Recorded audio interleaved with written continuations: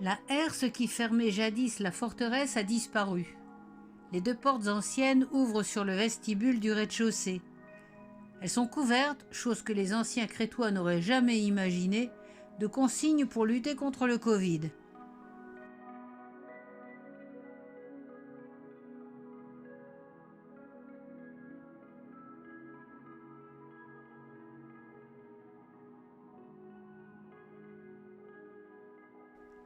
Le vestibule donne accès à 5 casemates armées de canons. À l'inventaire de 1630, il y en avait 18 tournés vers le large. Ces canons tiraient par des embrasures situées à ras du sol, visant le ras des flots.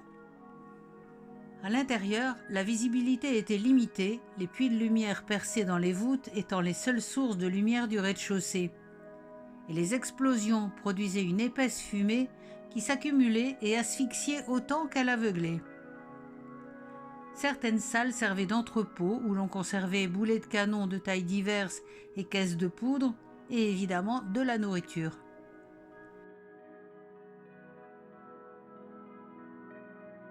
Il existait déjà une petite cité fortifiée dédiée à Héraclès à l'époque hellénistique. Le port était protégé par 2 brise-lames au nord-ouest et au sud.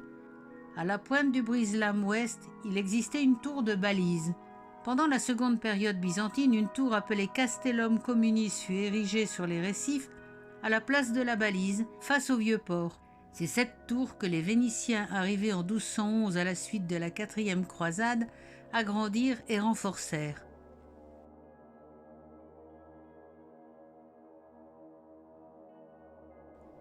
Au centre de la forteresse, le vestibule se divise en 2 couloirs. À droite, il dessert la saillie semi-elliptique du sud-est, où se trouve la plus grande casemate. Ses embrasures donnent sur le port.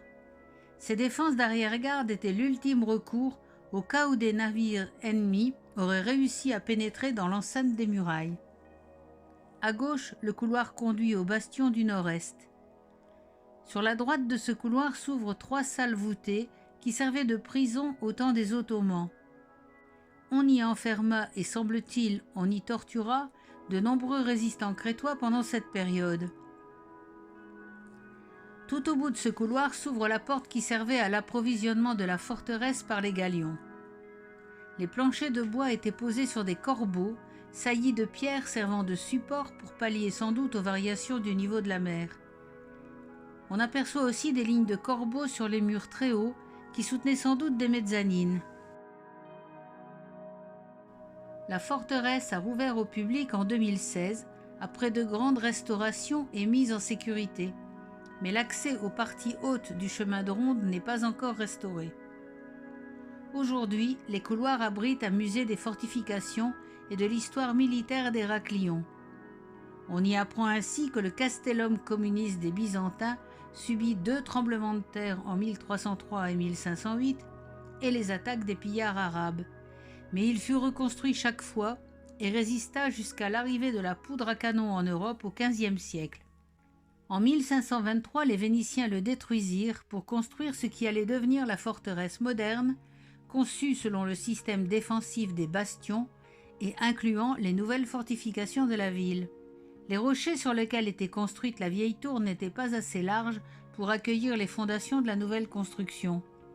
On alla donc chercher des pierres dans les carrières des îles de Dia et de Frasquia. On en chargea une armada de vieux navires qui furent coulés sur les récifs et devinrent le socle de la construction. Au nord, on construisit un môle en forme d'éperon avec des fixations de navires. Au nord-ouest, un brise-lames. On réutilisa les pierres des fondations hellénistiques et du calcaire des carrières locales. La forteresse avait des murs épais pour résister aux bombardes ennemies et de larges embrasures pour y installer des canons. On l'appela Castello a Mare. Sont aussi évoquées les fouilles sous-marines, normalement celles de Jacques-Yves Cousteau en 1976 sur le site du naufrage de la Thérèse. Ce navire, envoyé par Louis XIV pour soutenir Candie lors du siège de 1669 contre les Ottomans, fut coulé peu de temps après son arrivée. On y expose également l'histoire de la Crète, des fouilles archéologiques et des vestiges retrouvés par Evans à Knossos, par exemple, ou des différents styles architecturaux laissés par les occupants qui se sont succédés dans la capitale.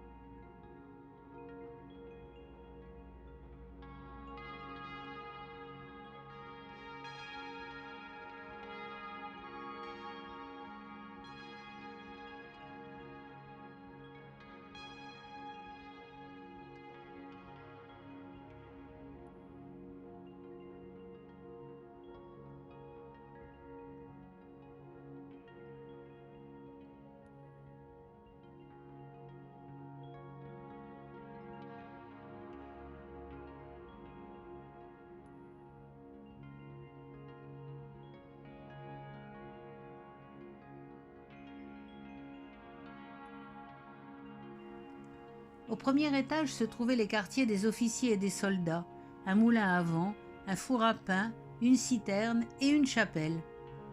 Au nord se dressait le phare qui marquait l'entrée du vieux port. En 1630, 25 canons pointaient tout autour de la plateforme.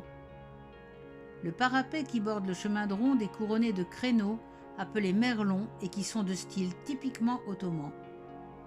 Pendant l'occupation ottomane de 1648 à 1898, le côté sud puis le nord-ouest s'effondrèrent et furent reconstruits. Une mosquée et un minaret furent ajoutés côté sud. La forteresse est aujourd'hui constituée de murailles pouvant atteindre presque 9 mètres d'épaisseur au plus large. Sa forme est irrégulière. C'est un rectangle terminé par une semi-ellipse et un bastion. Les façades étaient décorées de bas-reliefs en marbre représentant le lion de Venise, posé entre 1533 et 1664. Ils sont très mutilés, probablement par les Turcs.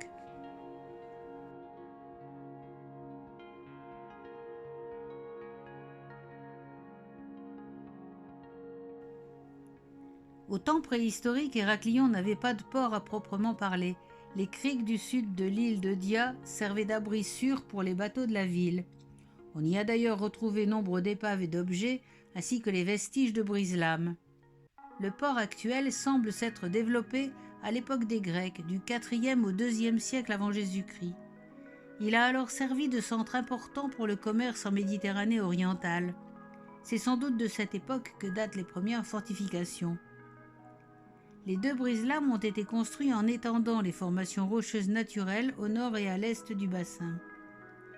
L'importance stratégique de ce port explique l'intérêt des Arabes au IXe siècle, qui en firent la base de leurs invasions contre l'Empire byzantin, puis des Vénitiens, qui firent de toute l'île de Candie la plaque tournante du commerce en Méditerranée, mais aussi vers l'Égypte, la Syrie, l'Arménie, les îles de Chypre et Rhodes, et même l'Europe, dont ils ramenaient des outils en fer.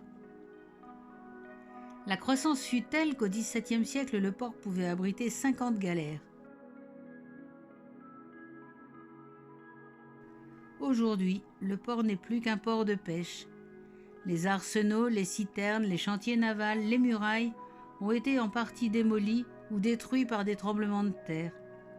Il reste les magnifiques vestiges des fortifications, la forteresse avec sa grande jetée s'avançant loin dans la mer, et les bateaux colorés qui craquent sous la houle.